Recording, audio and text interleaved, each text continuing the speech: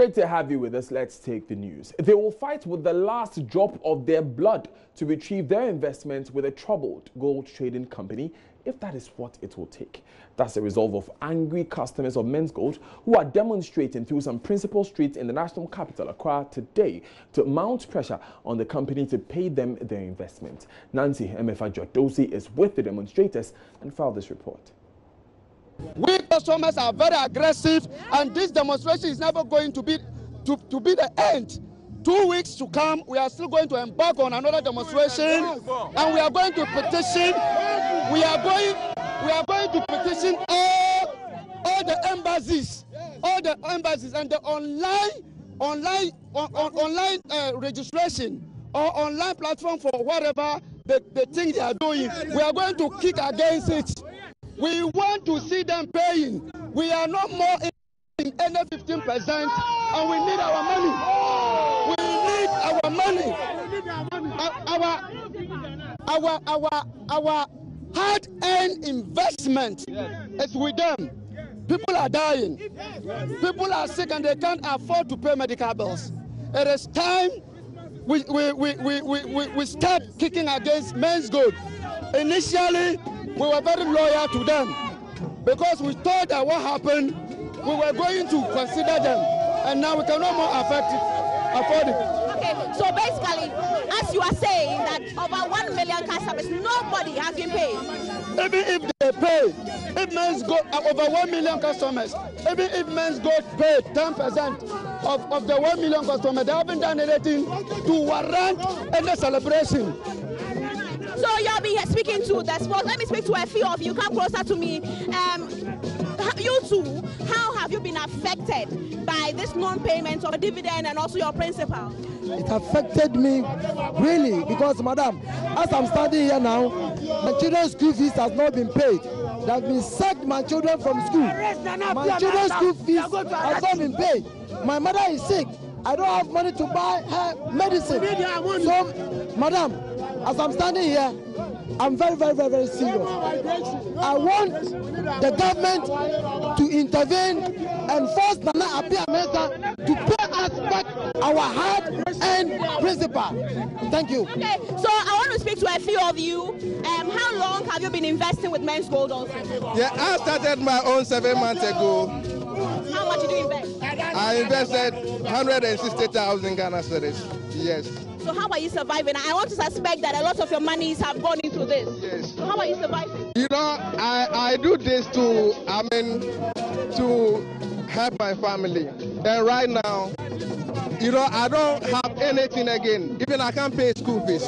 So I'm appealing to the president to intervene because no money, no peace.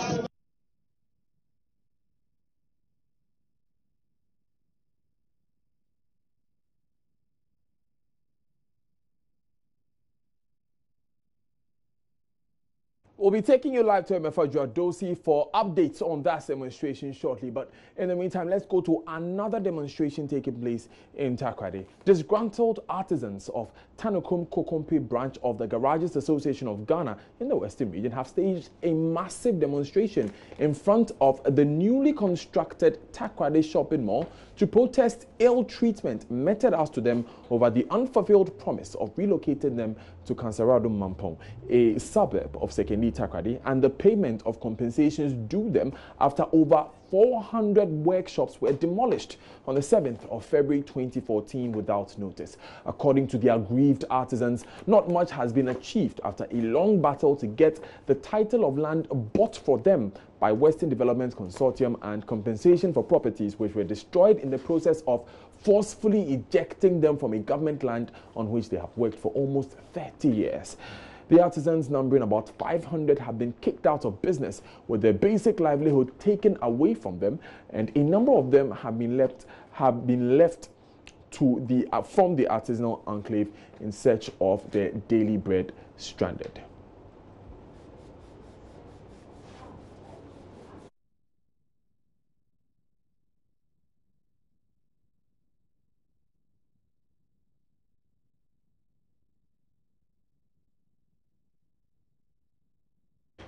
On your screen there were some disgruntled traders, former artisans at Takoradi, Tanokrum Kokompe, marching in the streets of Tanokrum. We will be taking you there to hear some of their concerns, as we said earlier.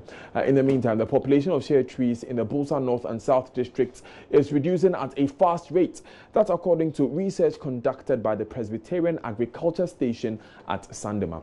The research found, among others, that negative environmental practices such as bushfires and the wrongful use of agrochemicals are killing the economy of trees, and many people could lose their sources of livelihood if something is not done soon. As a report by Joy News' Upper East correspondent, Albert Sorry. Shea trees are commonly found in the northern parts of Ghana. The trees are of high economic value because nuts from their fruits are used to produce shea butter, which can then be used to manufacture various kinds of creams, soaps, and a wide range of other products. Although some farmers grow their own shea trees, many other shea trees are not deliberately planted and nursed. Rather, the trees multiply over time through seed dispersal as people harvest and eat the fruits. The trees then become the property of the owners of the lands on which they stand. Unfortunately, the numbers of these trees in the Bulsa North and South districts of the Upper East region are dwindling. Research conducted by the Presbyterian Agriculture Station at Sandema with support from the Business Sector Advocacy Challenge or BUSAC Fund reveals that bushfires and wrong uses of agrochemicals are killing some shea trees and even seedlings. Joseph Azayam is Programs Manager for the Presbyterian Agriculture Station. The shea population, the shea tree population is declining. And those that are there, they are even the aged ones, and there is no conscious effort made to replace the ones that are being cut down and the ones that are aging and dying. And another key finding about the research is that there are some norms, taboos, and even bylaws that are supposed to regulate the use of natural resources in the Bulsa North and South districts. But these norms and bylaws that we are talking about, they are not documented. Many people here depend on shea trees for their livelihoods, and so if these trees should go extinct, there could be economic hardships. The Presbyterian Agriculture Station and the BUSAC Fund therefore brought together chiefs and queen mothers, farmers and other stakeholders from the Bulsa North and South districts to deliberate on the best ways to protect the economic trees. Here are some views from some of the opinion leaders. When I was small, shea trees can even be found by our own various homes. But now you cannot get such things any longer. Why? It's because they are being cut to be used as a firewood and then to burn charcoal with it. Trees that are fruits are fruits. You know, we said you shouldn't cut them. If you are found cutting them, we will then bring you before and then give you some charges. And upon that, we will make you to plant a number of trees to replace those ones. If you cut a tree, one of them, you will replace 5. And for Joy News, Albert Sorry, reporting from Sandema. To Botswana now, where the Director of the Department of Political Affairs at the African Union, Dr. Kable Matlosa, is urging leaders on the continent to rethink their strategy of ending corruption. Ghana, together with many other African countries, have over the past 5 years been recording increasing corruption perception amongst its citizens. Dr. Matlosa, who has been speaking at an AU dialogue on corruption, believes early training of children to live morally upright lives may be the way to go. There's more in the following report. The 3-day dialogue on the theme, Winning the Fight Against Corruption, a Sustainable Path to Africa's Transformation, has delegates from as many as 25 African countries. Botswana, which is the host country, was recently adjudged by Transparency International as the African country with the least corruption perception, handing the country the first spot and 34th spot worldwide. Botswana Minister for Nationality, Immigration and Gender Affairs, Dorcas Makato, tells Joy News the country can still do more to eradicate corruption entirely. Granted, in the last couple of years, maybe there has been a decline, but the priority is still the same, and our engagement is still the same. All it does is for us to go and look at where the gaps are or where we could have dropped the ball and continue to pursue the fight against corruption. Some of the delegates who made it to Botswana were required to obtain visas on arrival at a cost of $150. Ghana happens to be part of few Commonwealth countries whose citizens must meet this requirement.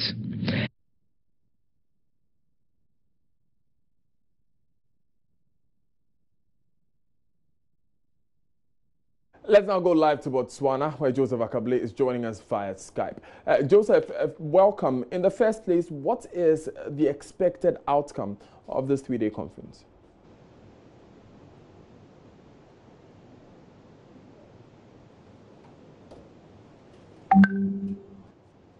Right, Joseph, if you can hear me, we are asking what is the expected outcome of this three-day conference by the AU on corruption?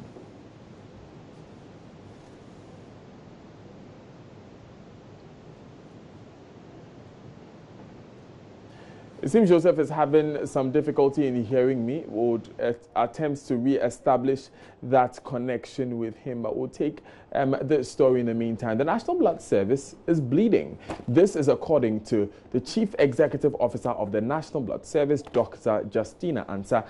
She says out of every 1,000 people in Ghana, only 6 donate blood. She lamented that this is woefully inadequate for a middle-income country like Ghana and called on Ghanaians to voluntarily donate to save lives. About 64% of blood donated in Ghana is from family replacement donors. This means many Ghanaians only donate when their family member needs blood. This habit creates a huge deficit at major blood banks in hospitals across the country, affecting vulnerable people who are in dire need of blood. At the 18th National Blood Donor Day ceremony, the public was encouraged to donate voluntarily. Dr. Justina Ansah pleaded with Ghanaians to push away fear of needles and superstitious beliefs about blood donation. The main challenge here is that we do not have enough blood donors, and that's what I'm just saying. We don't have enough because Ghanaians are not donating. People have superstitious beliefs, people misconceptions, people are afraid. People will tell you haven't been told even when you've gone in there. So we're getting people from all around, bring their skills, stakeholders, those who can help us market, those the marketing, you need to have marketing strategies, those who can bring in their skills, those who can help. You know, you need advocates, you need volunteers, because you cannot just depend on the number here. And of course, people can also bring in their funds. So apart from bringing their skills, giving their time, they can even give their funds, and we would tell them what we are using their monies for. Because we have put together a national blood donor program. So everybody who wants to help is given this program with action plan, yes, for advocacy, to see where they can fit in. It's a collective responsibility. It's not everybody who can donate. Those who can donate, yes, please donate. Wife of a Vice President, Samira Baumia, urged religious bodies and other stakeholders to urgently help address the blood bank shortages. National Blood Service, voluntary blood donors, and all other stakeholders to endeavor to create systems and offer technical assistance that would support safe blood transfusion to our people. It's also a time for us to, as a nation, focus on how best we can support national blood programs that will encourage and attract more citizens onto the voluntary and paid donor platform. We need to move away from the system of family blood replacement donation and paid donors in order to meet the WHO target of 100% voluntary blood donation by 2020. Christian Tetenate was adjudged the best blood donor for 2018. Henry Kwesi Bedu's report for Joy News. Definitely, we all must donate blood. You're still watching Joy News today with me, Daniel Daze. We'll be back after these important messages.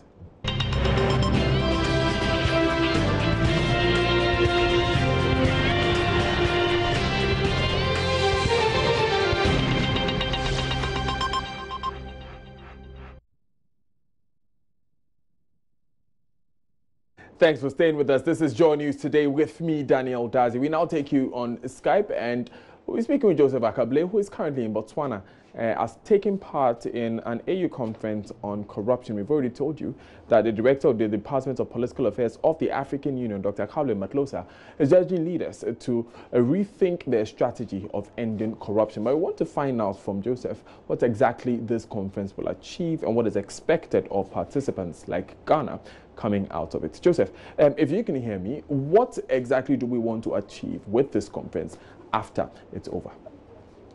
So Daniel, this program is being organized by the African Governance Architecture.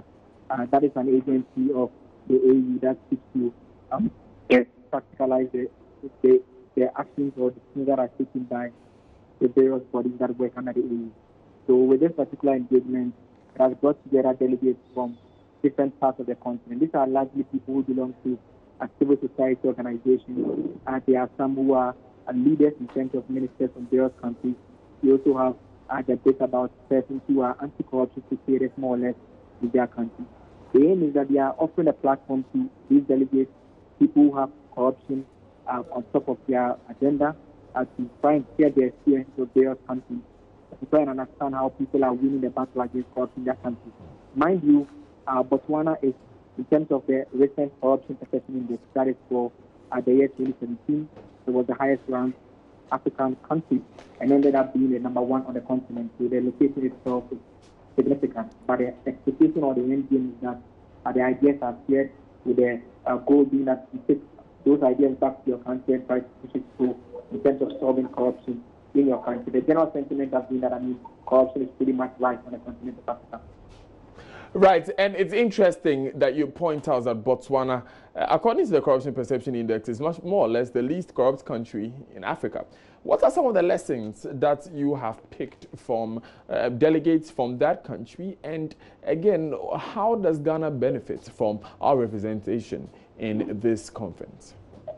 There's a bit of important points to make about Botswana still. So even though it is the highest ranked, what has been happening over the past 4 years is that their score has been dropping. So they are still maintaining the top spot, but their score over the past 5 years has been dropping from some 60 percentile points, has been dropping all the way. They are now around somewhere around 60. Yet they are still higher. So Botswana is the best. Yet it appears they are not it's not been doing over the past 5 years. Now in terms of the stuff that they do here, they say that it's a bit of a cultural thing. So people know that in their society, right from the upbringing at the lower level of education, they try to put in people the fear of knowing that when they go contrary to the law, you can't be dealt with. But the Ghanaian individuals who have been participating in this particular engagement, the head of mission to the AU, who is Ambassador Amwatu, is participating. Her contribution so far to the effect that they think a bit about politics and how voters expect politicians to make funds available to them. The bit about vote buying that we talk about in Ghana. They think it's a big problem, and that is what encourages people to be corrupt when they take over. So the lessons we are trying to draw up is trying to understand. We've been talking about the office of the special prosecutor that has been created. There was an individual from the Ghana Integrity Initiative that spoke here. His concern was that it appears Ghana is duplicating the agency. We haven't too many agencies, and yet people still feel the corruption is not being managed. But mind you, the very year that we had the office of special prosecutor act, in that same year, Ghana still fell lower in terms of the corruption perception index. Right. So it appears that this really yield much. So the concern really is that they want the agencies to begin to fight corruption. And there's a lot of demand. The director for political affairs of the AU, when I told him about the special prosecutor, he was impressed, but he's asking that what has he been able to do? And those are the things that the people are looking at. So they expect the Ghanaian agencies to be up and doing, and more importantly, the resource allocation that we've also been talking about, and they expect that to be done. The bit about the right information, it's also something that the DII representative presented when he spoke at the forum here. I do think that it's very important because, mind you, the CPI deals with perception largely. Yeah. When people do not have information, they tend to assume that you are hiding something from them. That is why you don't want them coming to you. So they want that to be passed so that they can open up. And when people have access to information, then maybe some of the assumptions to be eliminated entirely. Joseph Akable, thank you very much for those insights from Botswana.